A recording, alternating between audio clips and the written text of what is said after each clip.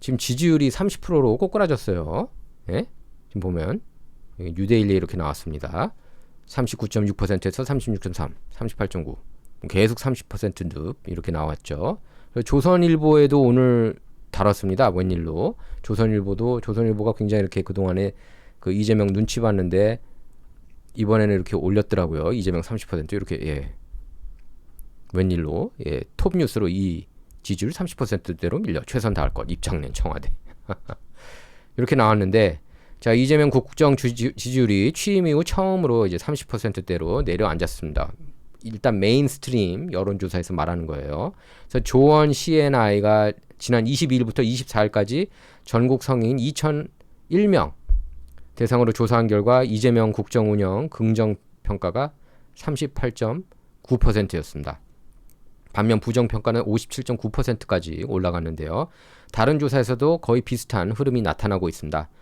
그러니까 상황이 이렇게 심각해지면서 그러니까 어쩔 수 없이 이제 청와대가 처음으로 여론조사 결과에 대한 공식 입장까지 내놨는데요. 청와대는 이렇게 밝혔습니다. 민생과 경제를 최우선으로 두고 국민이 체감할 수 있는 실질적인 성과를 내도록 최선을 다하겠다. 하지만 이미 민심이 지금 바닥을 치지 않았습니까? 예? 민주당 내부에서도 가장 큰 원인으로 부동산 세제하고 민생 경제를 지목하고 있습니다. 미국과 이란 전쟁으로 국제 유가가 오르면서 물가 부담도 커지고 있죠. 문제는 이재명 정부를 기다리고 있는 악재가 이것으로 끝난다는 게 아니에요. 이것으로 끝나지 않는다는 겁니다. 이제 트럼프 대통령 압박이 본격적으로 더해질 가능성이 크죠. 이미 압박 가하고 있습니다. 예, 트럼프 대통령은 이재명 정부를 대북 정책 주도자로 대우하지 않고 있어요. 한미 연합훈련 축소 직접 지시하고 이재명한테 통보도 안 하고 그쪽에 예, 국방부에서도 통보 아예 안 했어요. 그러니까 아예 무시했어요. 그러니까 존재하지 않는 거예요. 너네들 필요 없고 미국이 그냥 한국 지킬게 이겁니다. 닦아놓고 한반도. 너네들 좌파 친중이지 종북이지 필요 없어. 이 땅은 어차피 휴전 이거 우리가 한 거잖아. 이거예요. 예. 사실 이승만 대통령이 휴전을 안 하려고 한 거는 이제 통일을 원했던 건데 예. 결과적으로는 제가 볼 때 꼭 나쁜 건 아니었어요. 이승만 대통령이 휴전을 반대한 게 꼭 나쁜 건 아니었어요. 왜냐하면 그 정도로 이제 얻었거든요. 미군이 한국에 주둔하게 그 조건을 걸었고 그 대성공이었습니다. 예. 그래서 이제 한국이 눈부신 경제 성장 할 수 있는 밑거름이 된 거죠.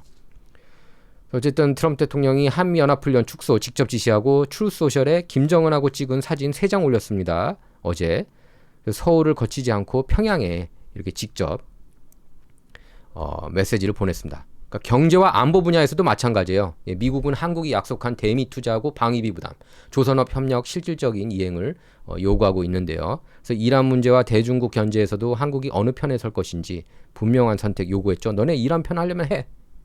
이란 편 하려면 해. 지금 하는 꼬락선이 보니까 너네 이스라엘 싫어하지? 이거 아닙니까? 야, 이재명 너 이스라엘 싫어하지? 나는 이스라엘하고 가치가 일심동체야. 트럼프 대통령은 이스라엘하고 거의 사실상 일심동체라고 해도 과언이 아니에요. 그렇기 때문에 여러 가지 이슈가 있음에도 불구하고 제가 누차 얘기한 게 이스라엘을 지지하는 게 맞다고 보수 진영이 누차 제가 강조를 했습니다. 여러분께서는 아실 거예요. 제가 360도 앵글로 다 돌려서 여러분께 설명을 해드렸기 때문에 이 이슈에 대해서 자 그래서 트럼프 대통령 기준은 명확합니다. 예, 말이 아니라 행동이고 모호한 균형 외교가 아니라 미국과의 확실한 동맹인 겁니다. 그런데 이재명 정부가 미국하고 중국 사이에서 계속 시간 끌거나 미국하고 합의한 경제 안보 약속 이행을 늦춘다면 트럼프 대통령 압박은 더 강해질 수밖에 없겠죠. 그래서 미국 통상 압력이 확대되면 한국의 수출 기업하고 금융시장, 원화 가치에 부담이 생길 수밖에 없죠. 방위비와 대미 투자 요구가 커지면 정부 재정 부담도 확대됩니다. 결국 그 경제적 충격은 기업 실적하고 일자리, 물가를 거쳐서 국민 생활로 전달이 돼요.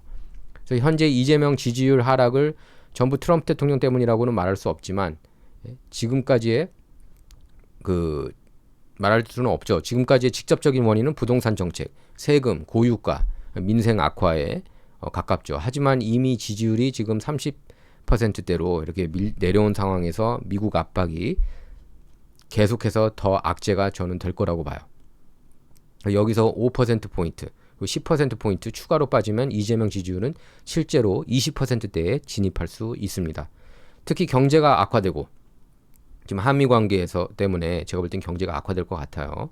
경제가 악화되고 한미 관계에서도 이재명이 철저하게 주변으로 밀려난다는 인식이 확산하면 중도층부터 빠르게 이탈할 것이라고 봅니다. 지금 중도층도 이미 이탈하는 것으로 나타나고 있어요.